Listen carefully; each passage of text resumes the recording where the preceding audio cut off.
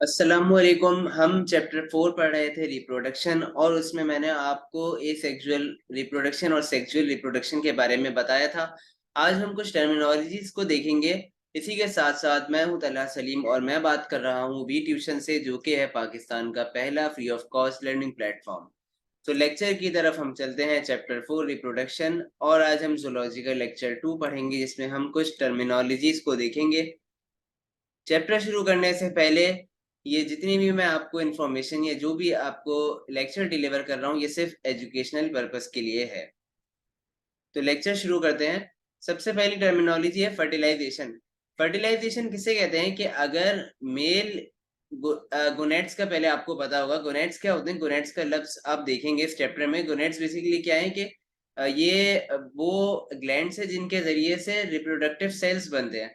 यानी ये टेस्टिस या ओवरीज हैं। टेस्टिस जो होती हैं वो मेल में मौजूद है, जबकि ओवरीज फीमेल में। अब इसी के हिसाब से रिप्रोडक्टिव सिस्टम मेल फीमेल का पूरा मुख्तलिफ है।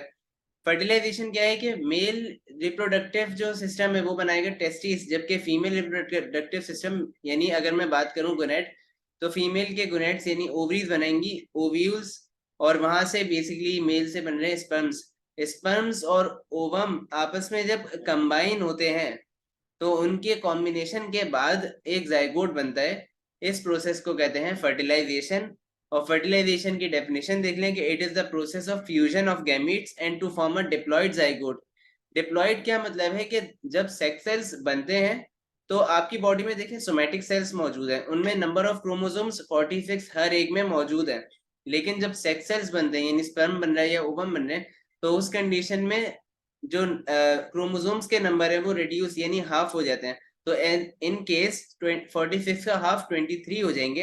अब 23 एक सेक्स सेल्स में मौजूद है, तो यानी 23 स्पर्म और 23 ओवम के जब फ्यूज होंगे तो इस तरह एक 46 नंबर ऑफ क्रोमोसोम यानी डिप्लॉयड जाइगोट बन गया। अब इसकी जो फर्दर डेवलपमेंट होती है जाइगोट बनने के बाद, वो जाइगोट जो है वो एम्ब्रियो में कन्वर्ट होगा, प्रॉपर उसमें डेवलपमेंट होगी। तो ये डेवलपमेंट जो होती है या तो इंटरनल भी होती है या एक्सटर्नल भी होती है। और फर्टिलाइजेशन की अगर मैं बात करता हूँ तो फर्टिलाइजेशन भी या तो इंटरनल होती है या फिर एक्सटर्नल होती है।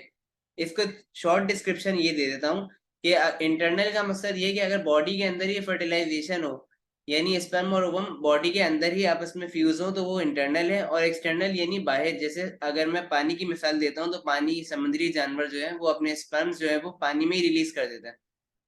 तो ये डेवलपमेंट की जहां तक बात है, तो यानी आपने देखा होगा कि कुछ जानवर अंडे देते हैं कुछ नहीं देते, तो वही डेवलपमेंट है इंटरनल एक्सटर्नल की बात। फर्टिलाइजेशन को हम डिटेल में देखेंगे नेक्स्ट लेक्चर में।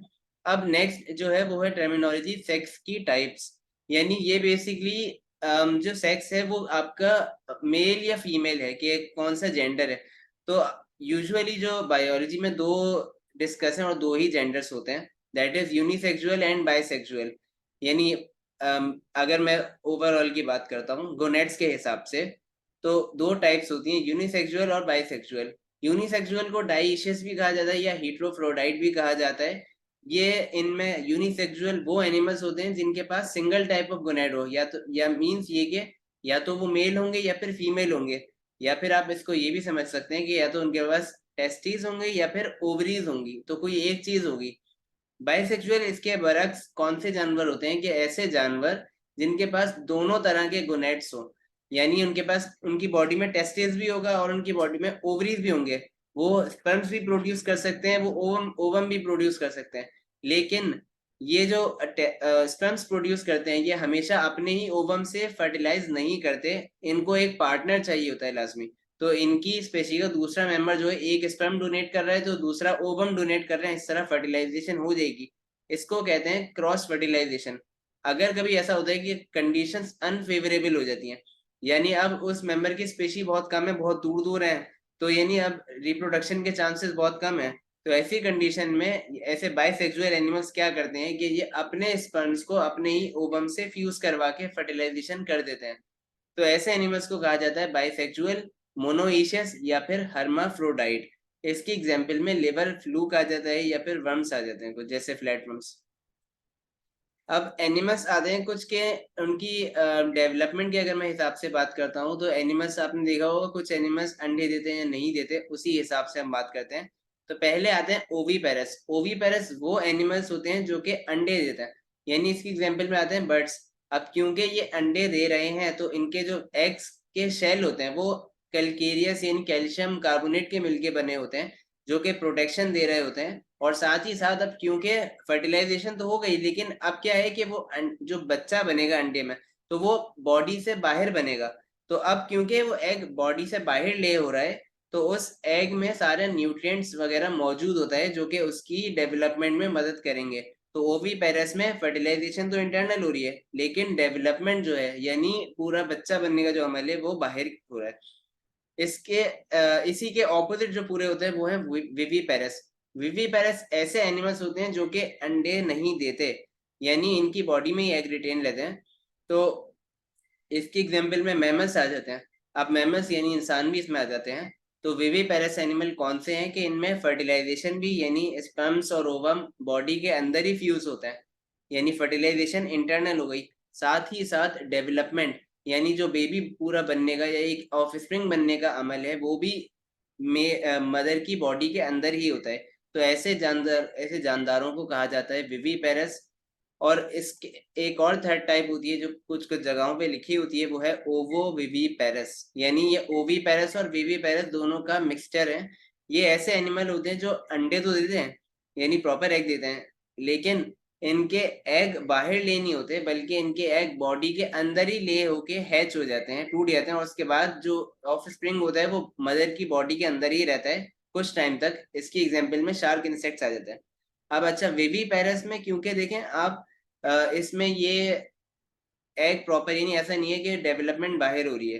तो अब क्योंकि ऑफ स्प्रिंग की डेवलपमेंट बाहर नहीं हो रही बॉडी के अंदर हो रही है तो इसमें प्लासेंटा का एक रोल आ जाता है। प्लासेंटा क्या होती है कि एक ये आप कह सकते हैं कनेक्टिंग ब्रिज होता है between mother and the baby. तो उन दोनों के दरमियान में क्या होता है, ये कनेक्टिंग ब्रिज है, यानी जो भी न्यूट्रिएंट्स होते हैं वो न्यूट्रिएंट सप्लाई हो रहे हैं फ्रॉम मदर टू बेबी, या फिर जो भी एक्सक्रीटरी मटेरियल है वो बेबी का इसी के थ्रू बाहर जा सकता है। तो ये बेसिकली एक्सचेंज ऑफ मटेरियल के तौर पे काम कर रहा होता है। ओवोविविपेरस में ये प्लासेंटा मौजूद नहीं होती है। अब मैं कुछ हम इसके बारे में देख लेते हैं कि ह्यूमन एग और स्पर्म के स्ट्रक्चर के बारे में। यह आपकी बुक में मेंशन नहीं है, लेकिन ये कि आपको एक थोड़ी बता देता हूँ ताकि आपकी अंडरस्टैंडिंग हो जाए। तो ह्यूमन एग की मैं बात करता हूँ, या जिसे ओवम कहते हैं। तो इस ओवम में आप देखें तो ओवम अच्छा सिसाइल होता है, यानी ये कि अपनी जगह से मूव नहीं कर सकता, एक ही जगह रहता है। अब इसमें एक सेंट्रल पार्ट न्यूक्लियस मौजूद है। न्यूक्लियस में जेनेटिक मटेरियल है, यानी इसमें हैप्लॉइड नंबर ऑफ क्रोमोसोम्स होंगे। और इसके सराउंड में जो लिक्विड पोर्शन है साइटोप्लाज्म कहलाता है। इस साइटोप्लाज्म में माइटोकॉन्ड्रिया भी मौजूद है जो कि एनर्जी दे रहा है। साथ ही साथ ये पोलर बॉडी है, ये अभी भी एक नर्सिंग के तौर पे काम कर रही होती है। और इसके अलावा आप ये देखें एक लेयर है, ये जोना पेल्यूसिडा लेयर कहलाती है, इसे जेली कोट भी कहते हैं। ये लेयर जो है ये साइटोप्लाज्म को सराउंड करती है, और इसका काम जो होता है ये हार्ड हो जाती है एज द टाइम पासिस, और इसके अंदर से यानी इसी को पेनिट्रेट करते हुए स्पर्म्स जो होते हैं वो ओवम के न्यूक्लियस से फ्यूज करते हैं। अब इसके अराउंड एक और लेयर है जो कि बेसिकली फॉलिक्यूलर सेल्स की होती है, जिसे कोरोना रेडिएटा कहते हैं। ये सेल्स जो होते हैं ये प्रोटीन प्रोवाइड कर रहे होते हैं। यहाँ तक स्ट्रक्चर की बात हो गई ह्यूमन एग की। अब बात करते हैं कि ह्यूमन स्पर्म या जिसे स्पर्मेटोजोआ भी कहा जाता है उसका स्ट्रक्चर कैसा है। तो यहाँ पर आपको ये स्ट्रक्चर आप लोगों ने हो सकता है कुछ कार्टून फिक्शंस में देखे हों। तो ये एक स्पर्म का स्ट्रक्चर है, और स्पर्म में बेसिकली ये जो इसका ये आपको टॉप मोस्ट पार्ट नजर आ रहा है, ये इसका हेड है। और हेड जो होता है इसका साइज या शेप, ये हेड की साइज और शेप जो होती है वो स्पेशी टू स्पेशी वेरी कर रही होती है, डिफरेंट होती है।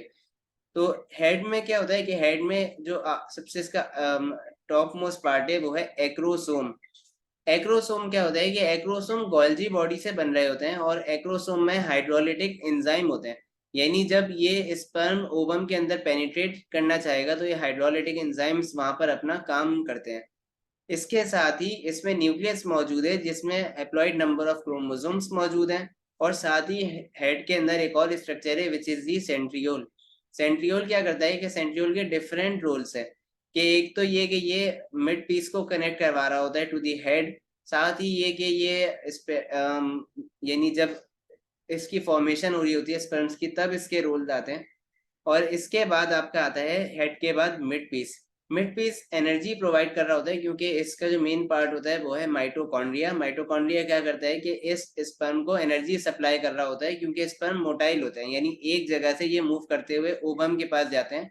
भले फर्टिलाइजेशन इंटरनल हो या एक्सटर्नल हो, दोनों कंडीशन में स्पर्म मूव करते हुए ओवम के पास जाते हैं। अब मिड पीस के बाद जो स्ट्रक्चर है, ये आपको ये टेल नजर आ रही होगी, इसे टेल या फ्लैजिलम कहते हैं। और इसका जो सेंट्रल पार्ट है या इसका जो इम्पोर्टेंट पार्ट है वो है एक्सोनीम। एक्सोनीम क्या होता है कि एक्सोनीम मोटिलिटी प्रोवाइड करवाने में मदद करवाता है। तो यहाँ पर इस स्ट्रक्चर की बात भी हो गई।